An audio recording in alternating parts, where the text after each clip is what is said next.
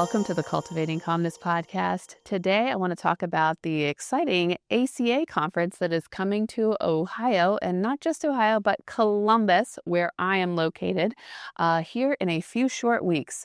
In April, from the 9th to the 11th, the ACA, the American Counseling Association, will be here in Columbus, Ohio, at our convention center for several days of counseling, networking, and uh, um, pro- uh, promotion, sessions, trainings, all of the things. And I have attended several national conferences over the years, but I've never attended the ACA conference. And so I am actually really excited to attend this year's ACA. And I just wanted to share, if you are somebody who has thought about attending a conference, whether it's just a local conference or a national conference, what you can expect and maybe some things you might consider doing while you attend. And if you are debating whether you should attend, maybe listen to this and you will decide whether you want to attend or not. So I am the president of the Central Ohio Counseling Association. That is a chapter of the OCA, Ohio Counseling Association. And with that, we try to promote all kinds of events and things and activities for for the counseling profession. And so with that, I wanted to talk a little bit about the ACA conference since it is coming up, and would love for our members and those around not just the city, but even the state to attend some of that, if not all of that, if they are able to. And what makes again, I've never attended the ACA conference, so I can't say specifically what may be happening down at the ACA conference, but I have attended grief conferences and in different cities around the country. And one of the things I like best about going somewhere else is that you get to potentially explore that place that you're in. Now, depending on how much you want to get into your conference. So you can be the person, who I have definitely been, who is like, well, I'm paying for this conference. I'm going to this conference. I'm going to get everything out of it that I possibly can. So if there's 6 sessions a day, I'm going to every session. I'm not going to miss one. And I'm going to do that however many days it lasts. And I'm only going to take the breaks that they give me to take. And I've definitely done that. And I think there are pros and cons to doing things that way.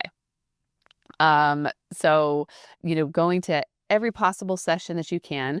If you're paying a lot of money, as a clinician, we're typically, part of that is paying for CEUs. Those are the clinical hours that we need for education that we have to turn in to show that we've gotten our continued education. That's what that stands for, that are required for our license. So, if I'm paying several $100s, and those are sometimes the cheaper ones, sometimes they're, a lot more. I want to make sure that I'm getting the courses that I'm paying for. So totally understandable. But sometimes it can be a lot of information. You're picking and choosing which sessions you want to go to because they sound interesting to you. Maybe you're trying to learn more about that subject. Maybe you already know about that subject and you're trying to educate yourself more, just have a refresher.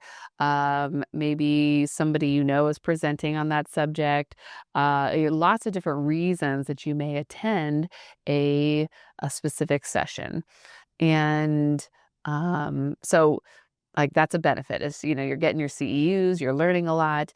One of the downsides is it can be very exhausting, just mentally exhausting. You're sitting in a room for an hour, hour and a half long session, and you're taking all this information in, and it may seem like, well, I didn't do much, but it takes a lot of mental energy, to sit through that and take notes. I'm usually trying to take notes so I can recall what it is that I was learning. And,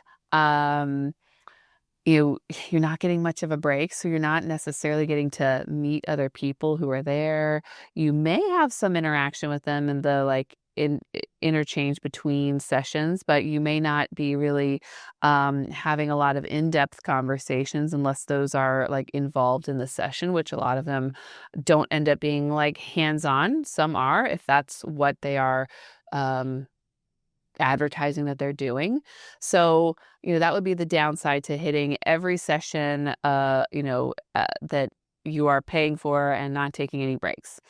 Um, I've seen people talk about and experience, going to sessions and going to conferences, and you maybe skip a session or two, or you don't necessarily go to all of them. Maybe you plan to go to them, but then you meet somebody and you have a conversation and you just decide to, skip a certain session.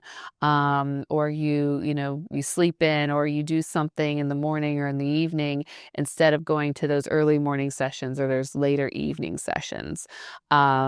And you can get that benefit of networking and, forming new friendships and making those new connections and, just building and establishing, your network and who you are and, with some of the community, which you wouldn't really be doing if you were in all the sessions because you're not going to be talking and communicating.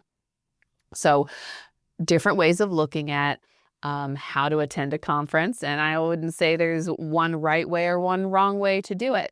I personally want to take in as much information as I can, but I also want to try to attend some of those extra events. So oftentimes what I have seen in, especially like the bigger conferences, some will have an app or some kind of like usually an app now. It may have been like boards or things or events or meetings were posted.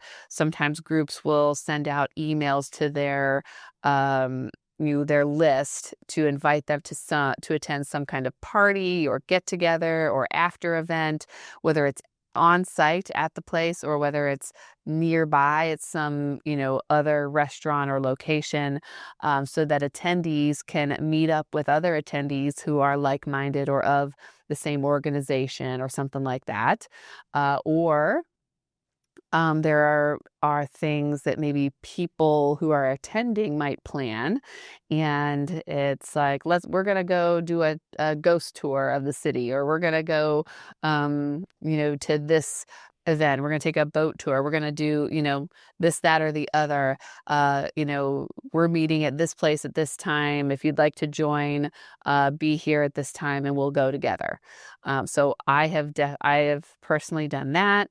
I have personally made connections with people who I now still have connections with. And even though we don't see each other, we now have like kind of social media connection, and we follow each other. And now if and when we attend the same conference, we look for each other and, we share that camaraderie, and we know that we know each other from these past events, and it's actually kind of cool to be able to make those connections with people, and know that people like you kind of exist elsewhere in the country or around the world doing what you do in their own space, and who you could potentially learn things from and build off of and, connect with and bounce ideas off of and, share information with.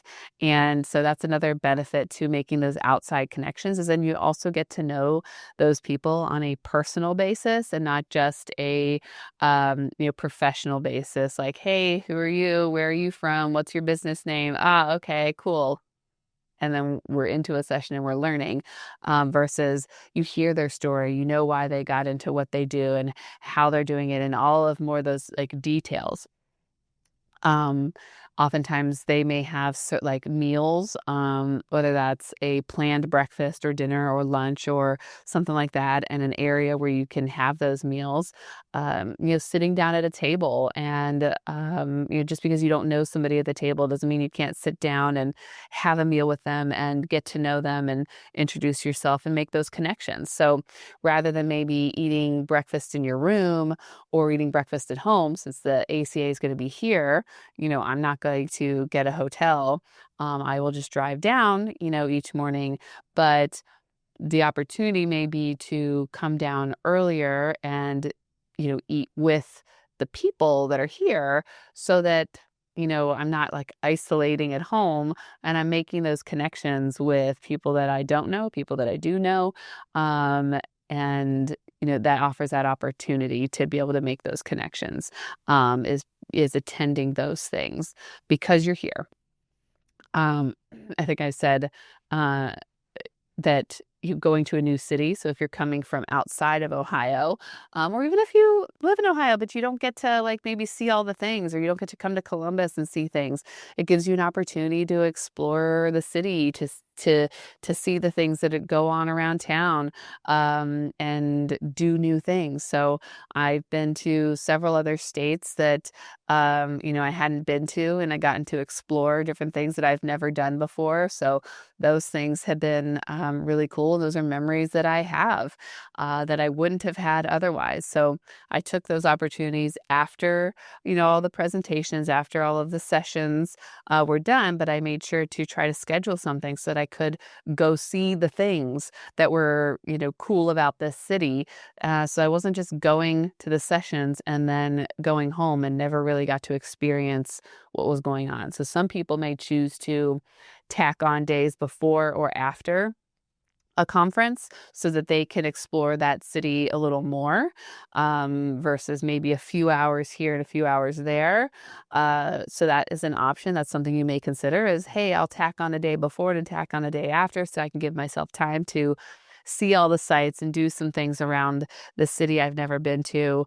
And if you are able to, that would be, maybe something to consider doing. There have been conferences that I've considered going to that I haven't, where that was something I would have done had I gone, is to add an extra day or two, or maybe tack on a family vacation onto the conference so that you can explore and do other things in the area, not just the conference itself. So going to a conference has lots of like educational opportunities, but also a lot of social opportunities, and vacation type opportunities where you can do fun things. It doesn't have to be all serious. Um, you know, I would suggest having something available for like networking. So whether that's having a journal that you're able to write things down on, or if you have like that dot app thing on your phone where you share your contact information, or having your business card, being able to share that with people so they can reach out to you and vice versa. Um, those are all like helpful things. Getting involved, if there are things you can sign up for, little extra events here or there. Maybe it means waking up early and coming into some kind of yoga event, or something that a group is hosting. Maybe it's some organization you're a part of, but you never really do anything with them. Maybe you now show up because, hey, they're having a group meeting at some point during the conference. Oftentimes, like, they'll be several days long, so each evening they may have something going on, whether it's hosted by the primary host, like the ACA, or maybe it's a local host, or maybe it's an organization or a school or something, maybe hosting something for you to take part in. So I just encourage you to get involved, whether you're attending the ACA or whether you are planning to attend some other conference. There's lots of things that you can usually do. Meeting people can be hard sometimes, but it's also can be really fun, and it can lead to potentially lifelong friendships with people that you weren't expecting. So that's kind of like my experience with attending a conference.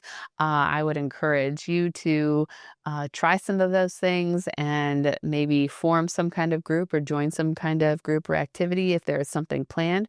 Maybe you start something on your own, and get people involved and do that. But either way, you can have fun and learn things at a conference. It doesn't have to be all serious. So if you plan to attend the ACA conference, I will be there. And feel free to introduce yourself to me. I would love to meet you. And I will see you there.